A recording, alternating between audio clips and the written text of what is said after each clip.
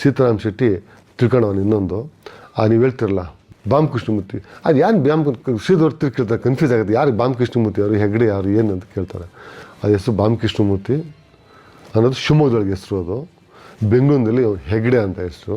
ಕೊತ್ವಾಲ್ ರಾಮಚಂದ್ರ ಆ ಟೈಮ್ನಲ್ಲಿ ಗೋಣಿಗರು ಕರಾಟೆ ಶಿವರಾಮ್ ಕಡೋರಿಗೆ ಒಬ್ಬನ ಗುಡೀರಿ ಅಂತ ಕೊತ್ವಾಲ್ ರಾಮಚಂದ್ರ ಹೇಳಿ ಜೈಲೊಳಗೆ ಇರ್ತಾರೆ. ಟೈಮಲ್ಲಿ ಗುಂಡಾಕ್ಟೊಳಗೆ ಕೃಷ್ಣಮೂರ್ತಿ 5 ಜನಕ್ಕೆ ಕುಡಿತಾರೆ 7.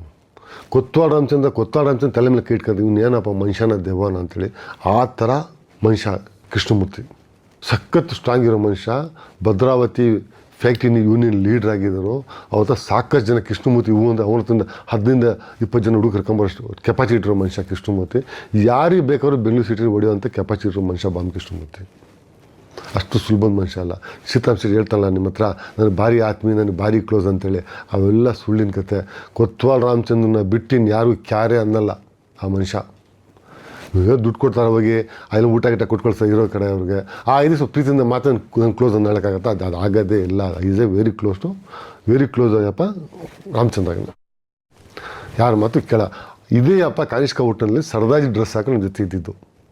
ಇಲ್ಲಿ 4-5 ಜನಕ್ಕೆ ಬಿಟ್ಟರೆ ಯಾರು ಕೃಷ್ಣಮೂರ್ತಿ ಯಾರು ಗೊತ್ತಿಲ್ಲ. ಬೆಂಗಳೂರಿನಲ್ಲಿ ಹೆಸರು ಹೆಗ್ಡೆ ಅಂತ. ಪೊಲೀಸ್ಗೂ ಯಾರಿಗೂ ನೋಟೆಡ್ ಇಲ್ಲ ಇನ್ನೂ. ಆ ಫೇಸ್ ಯಾರಿಗೂ ಗೊತ್ತೂ ಇಲ್ಲ. ಇವಾಗ ನನಗೆ ಇಲ್ಲಿ ಮುಂದೆ ಸಿಗೋ ಫೇಸ್ ಕಂಡಿಡೋಕ್ಕಾಗಲ್ಲ. ಆ ಥರ ಆ ಸ್ಟೈಲ್ ಅಪ್ಪನ ಹೆಸರು ಒಂಥರ ಇರ್ತಾರೆ ಮನುಷ್ಯ. ಆ ಮನುಷ್ಯ ನಾವು ಕಂಡಿಡೋಕ್ಕಾಗೋದೇ ಇಲ್ಲ. ಬಾಮ್ ಕೃಷ್ಣಮೂರ್ತಿ ಹೆಸರು ಯಾಕೆ ಬಂತು ಅಂತ ಹೇಳಿದ್ರೆ,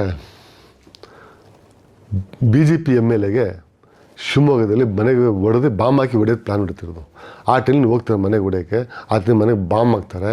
ಅವತ್ತು ಮನೆ ಒಳಗೆ MLA ಎಸ್ಕೇಪ್ ಆಗ್ತಾರೆ ಅಥವಾ ಓಡುತ್ತೋ ನನಗೆ ಸರಿಯಾಗಿ ಗೊತ್ತಿಲ್ಲ. ಅದು ಏನೂ ಆಗಿರುತ್ತಲ್ಲ. ಅವತ್ತು ಸಿಕ್ಕಿರಿ ಫಸ್ಟ್ ಟೈಮ್ ಬೆಂಗಳೂರಿನಲ್ಲಿ ಕನ್ನಡದಲ್ಲಿ MLA ಮರ್ಡರ್ ಆಗಿರ್ತಾರೆ ಆ ಟೈಮಲ್ಲಿ.